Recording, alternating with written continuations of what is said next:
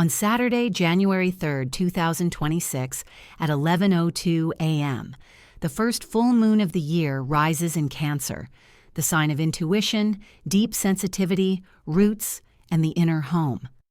Opposite her, the sun in Capricorn brings structure, discipline, responsibility, and the foundations we build in the material world. This opposition opens a sacred space. How can I care for my inner world while moving forward with strength in the outer world? Cancer illuminates our emotional needs, our relationship to safety, family, memory, and the past. Capricorn, as its mirror, invites us to grow, to stand tall, to take ownership of our path.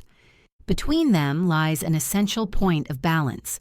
Nourish the inner self in order to rise outwardly.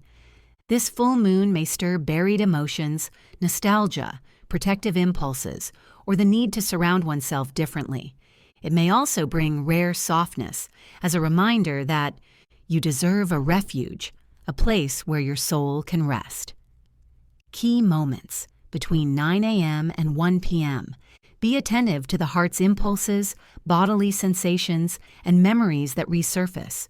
For some, a revelation about emotional needs.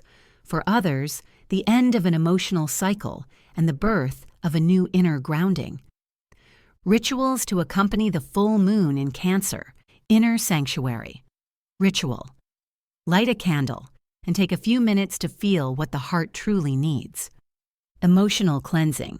Take a bath or shower while visualizing the water washing away fears, tensions, and heavy memories.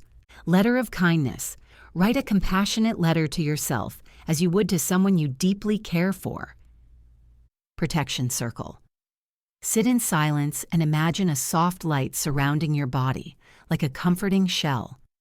This full moon in Cancer imposes nothing. She soothes, comforts, and calls us back to what truly matters.